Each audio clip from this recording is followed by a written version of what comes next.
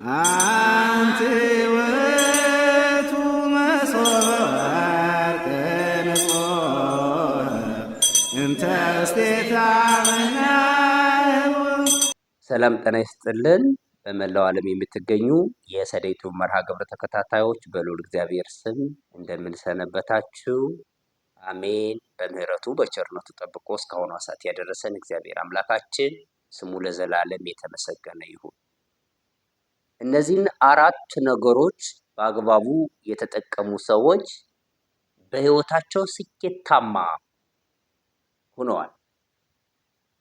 በመንፈሳዊ ሕይወታቸው እጅግ በጣም ወደ እግዚአብሔር የቀረቡ፣ ለአገልግሎት የሚፋጠኑ፣ ለሃይማኖታቸው የሚቆረቆሩ ሆነዋል።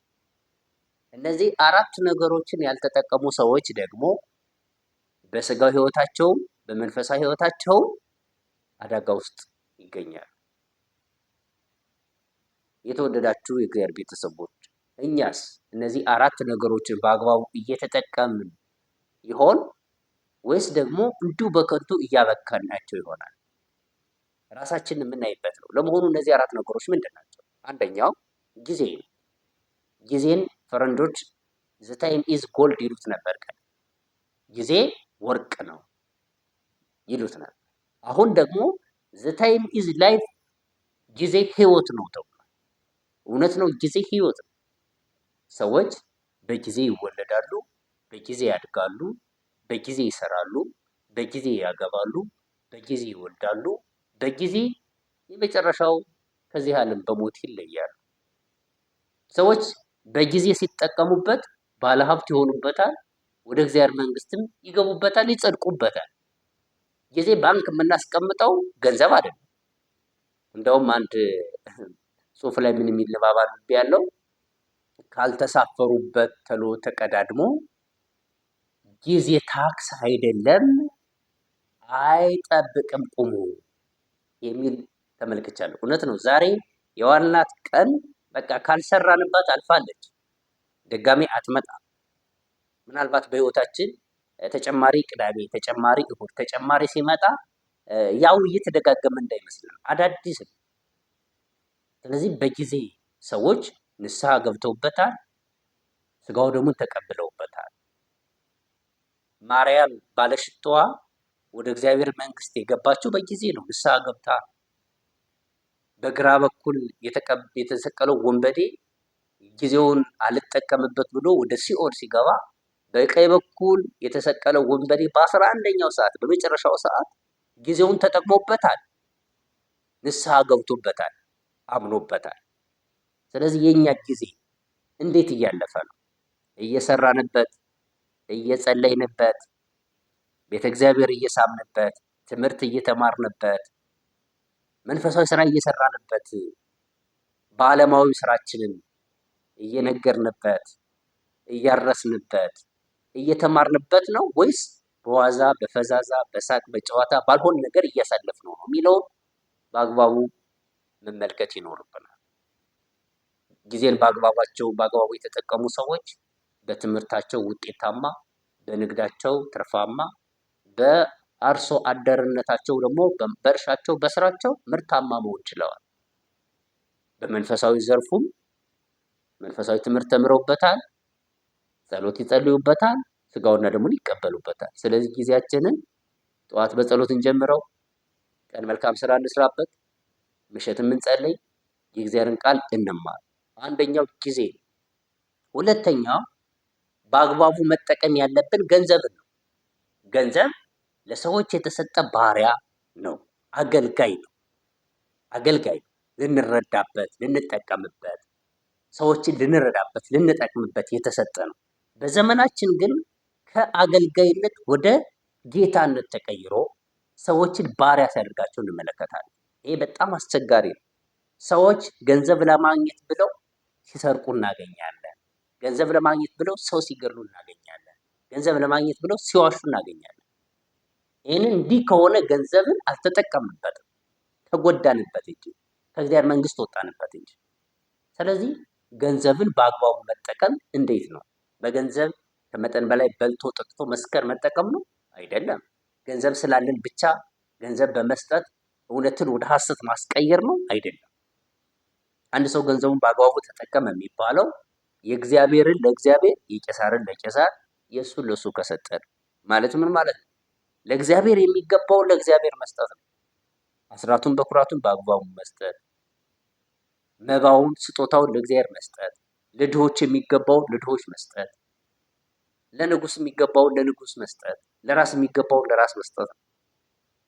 ያ ካልሆነ ገንዘባችን በአግባቡ ተጠቀምንበት አይባልም። በዓለማችን እንደምታውቁት ይህ ፍቅረ ነዋይ የሚባል ትልቅ በሽታ ጥንተ አብሶ ሆኗል በዘመናችን። በጣም ትላልቅ የምንላቸው ሰዎች ሁሉ በዚህ ውስጥ ተነክረው የምናይበት ጊዜ ነው። ስለዚህ ከዚህ ወጥቶ ገንዘብ ለእግዚአብሔር ማለት ለሰው ልጆች የተሰጠ ጸጋ ነው። ገንዘብ የምንሰራበት ነው። ገንዘብ ለድሆች የምንሰጠው ነው። ገንዘብ መሰረታዊ ፍላጎታችን የምናሟላበት ነው ብሎ በገንዘብ መልካም ስራ መስራት ነው። በገንዘባቸው የጸደቁ አሉ፣ በአግባቡ ተጠቅመው ማለት ነው። ለምሳሌ እነ አብርሃም ኦሪት ዘፍጥረት ምዕራፍ 18 ላይ እንደምናገኘው እንግዶችን ተቀብለውበታል። ከዚህም የተነሳ ሥላሴ ሳይቀር ወደ ቤታቸው ገብቶላቸዋል። በሐዲስ ኪዳንም ብዙ ሰዎች ገንዘባቸውን እየሰጡ እየመጸወቱ መልካም ስራ ሰርተውበታል። ዛሬም ድረስ በገንዘባቸው ቤተክርስቲያን የሚያሰሩ፣ አብነት ትምህርት ቤት ገዳማትን የሚጠይቁ፣ አስራቱን በኩራቱን በአግባቡ የሚሰጡ፣ የተራቡትን፣ የተጠሙትን፣ የተቸገሩትን የሚረዱ ብዙ ባለጠጎች መንፈሳውያን አሉ።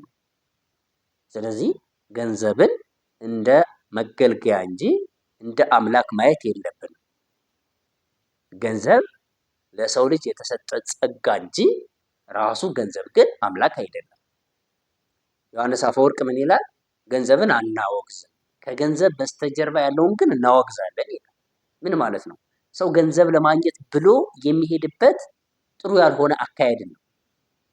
ጥሩ ያልሆነ አካሄድ፣ ይሄ በጣም የተወገዘ ነው። ስለዚህ ገንዘባችንን በአግባቡ መጠቀም ይኖርብናል ነው። በሶስተኛ ደረጃ በአግባቡ መጠቀም ያለብን እውቀታችን ነው። የሰው ልጅ በተፈጥሮ እውቀት አለው። ያን በተፈጥሮ የተሰጠውን እውቀት ደግሞ በትምህርት ያሳድጋል። የተፈጥሮ እውቀት አእምሮ ጠባያዊ ይባላል። አእምሮ ጠባያዊ፣ ይህን አእምሮ ጠባያዊ ስናሳድገው ያድጋል። እውቀት ከጨለማ ወደ ብርሃን የምንመጣበት መስመር ነው። በስጋዊም ሆነ በመንፈሳዊ እውቀት ሰፊ ነገር ነው። ብዙ ሰዎች ትምህርት የሚማሩት እውቀት ለማግኘት ነው። እውቀትን ለበጎ ነገር ከተጠቀምንበት መልካም ነው፣ ለክፉ ነገር ከተጠቀምንበት ደግሞ መጥፎ ነው። ሰዎች ዶክተር ሆነው በሽተኞችን አክመው ለማዳን ይማራሉ። እንዳለመታደል ሆኖ እውቀትን ለክፉ ሲጠቀሙበት ግን ገንዘብን ከመውደዳቸው የተነሳ ገንዘብ ለማግኘት ብለው የሰው ኩላሊት አውጥተው የሚሸጡ በዶክተርነት ማዕረግ የተመረቁ ሰዎችን ታገኛላችሁ። አያችሁ፣ ይሄ እውቀትን ለመጥፎ ነገር ሲጠቀሙት ነው የምንመለከተው። እውቀታቸውን ሰውን ለመግደል የሚጠቀሙ ሰዎች፣ እውቀታቸውን ሰውን ለመክሰስ የሚጠቀሙ ሰዎች፣ ይሄ እውቀት የማይጠቀም እውቀት ነው። እንደዚህ አይነት እውቀት ከእግዚአብሔር ይለያል። ስለዚህ እውቀታችን መጠቀም ነው። መንፈሳዊ እውቀታችንም እንደዛው። ሰው ወንጌል የሚማረው በወንጌል ኖሮ መንግስተ ሰማያትን ሊወርስ ነው እንጂ ወንጌል ተምሮ በወንጌል ሊያጭበረብራል አይደለም። ዛሬ የምናየው አንዳንድ ሰዎች እንደዛ በቃ የእግዚአብሔርን ቃል ተናግረው በእግዚአብሔር ቃል ሰዎችን ማጭበርበር፣ እየጠቀሱ ማጭበርበር አይቻልም። እየተረኩ ማጭበርበር አይቻልም። እየመሰሉ ማጭበርበር አይቻልም። የወንጌል ዓላማ አይደለም። ይሄ እውቀት ገዳይ እውቀት ነው። ይሄ እውቀት የሞት እውቀት ነው። ይሄ እውቀት ወደ ጨለማ የሚሰድ እውቀት ነው። እውቀታችንን ድሆችን ለመርዳት፣ የታመሙትን ለማከም፣ ያልተማሩትን ለማስተማር፣ ወደ እግዚአብሔር መንግስት እንዲቀርቡ ሰዎችን ለማድረግ እንጂ ለትዕቢት፣ ለዝና፣ ገንዘብ ለማጭበርበሪያ ከሆነ እሱ የሞት እውቀት ነው። እንደዚህ አይነቱ ገዳይ እውቀት ነው። ብዙም አዋቂ ነን የሚሉ ሰዎች ግን እውቀታቸውን በአግባቡ ሳይጠቀሙ ቀርተው ፍጻሜያቸው ሲከፋ ተመልክተናል። ስለዚህ እውቀታችንን በአግባቡ እንጠቀም። አራተኛው ጉልበት ነው። ጉልበት እና ጤና በአግባቡ ካልተጠቀምንበት ጊዜውን ጠብቆ ኃላፊና ጠፊ ነው።